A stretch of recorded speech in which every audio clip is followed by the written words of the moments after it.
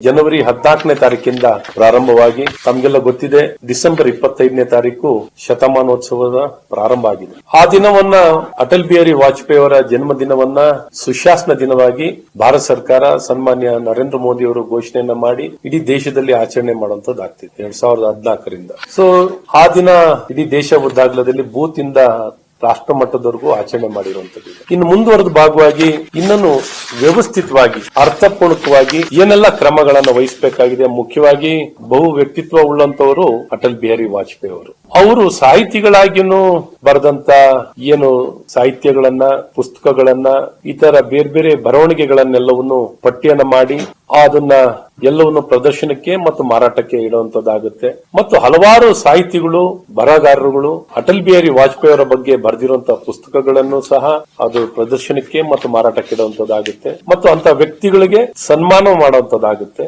ಸನ್ಮಾನ ಮಾಡಿ ಅವ್ರನ್ನ ಗೌರವಿಸುವಂತದ್ದು. ಮತ್ತು ಅಟಲ್ ಬಿಹಾರಿ ವಾಜಪೇಯಿ ಅವರು ಅವ್ರನ್ನ ಸ್ಮರಿಸಿಕೊಳ್ಳುವಂತ ಸ್ಮೃತಿ ಸಂಕಲನ ಮತ್ತು ಅಭಿಯಾನ ಎರಡನ್ನೂ ಮಾಡುವಂತದ್ದಾಗುತ್ತೆ ಈ ಜನವರಿ 14ರಿಂದ ಫೆಬ್ರವರಿ 15ನೇ ತಾರೀಕು.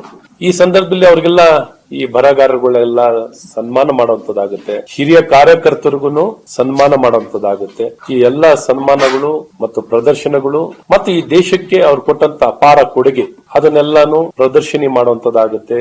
ಪಿಪಿಟಿ ಮೂಲಕ ಪ್ರೆಸೆಂಟೇಷನ್ ಮಾಡುವಂತ ಸಾಮಾಜಿಕ ವಲಯದಲ್ಲಿ ಇತರ ಎಲ್ಲಾ ಕ್ಷೇತ್ರದಲ್ಲೂ ಏನೆಲ್ಲ ಅವ್ರು ಮಾಡಿದಂತ ಕೆಲಸಗಳನ್ನ ಈ ಅಭಿಯಾನದ ಮೂಲಕ ಸಮಸ್ತರಿಗೂ ಬಹಳ ಪರಿಣಾಮಕಾರಿಯಾಗಿ ತಿಳಿಸುವಂತ ಒಂದು ಪ್ರಾಮಾಣಿಕ ಪ್ರಯತ್ನ ಆಗಿ ಅವ್ರು ಕೊಟ್ಟಂತ ಕೊಡುಗೆಗಳು ಪೂರ್ತಿದಾಯಕವಾಗಿ ನಮ್ಮ ಬದುಕಿಗೆ ಯಾವ ರೀತಿ ಶಕ್ತಿಯನ್ನ ತುಂಬಿದೆ, ದೇಶಕ್ಕೆ ಎಂತ ಒಂದು ಒಳ್ಳೆ ನಾಯಕತ್ವವನ್ನು ಕೊಟ್ಟಿದ್ದಾರೆ ಮತ್ತು ಅವರ ಪ್ರೇರೇಪಣೆದಾಯಕವಾಗಿರುವಂತಹ ಮಾತುಗಳು, ಭಾಷಣಗಳು, ಸನ್ನಿವೇಶ, ಸಂದರ್ಭಗಳು ಯಾವ ರೀತಿ ಅವರು ನಡೆದು ಬಂದ ದಾರಿಯನ್ನ ಪೂರ್ತಿ ಸಂಪೂರ್ಣವಾಗಿ ತಿಳಿಸುವಂತದ್ನ ಎಲ್ಲಾ ಹಂತದಲ್ಲೂ ಎಲ್ಲಾ ಮಟ್ಟದಲ್ಲೂ ಈ ಆಚರಣೆ ಅರ್ಥಪೂರ್ಣಕವಾಗಿರ್ಬೇಕು ಅನ್ನುವಂತ ದೃಷ್ಟಿಯಲ್ಲಿ ನಮ್ಮ ಡಾಕ್ಟರ್ ಶಿವಯೋಗಿ ಸ್ವಾಮಿಯವರ ಒಂದು ತಂಡ, ನಮ್ಮ ಸಂಚಾಲಕರ ಒಂದು ತಂಡ ಇಡೀ ರಾಜ್ಯ ಉದ್ದಾಗಲದಲ್ಲಿ ಈ ಕಾರ್ಯವನ್ನ ಮಾಡುವಂತದ್ದಾಗುತ್ತೆ.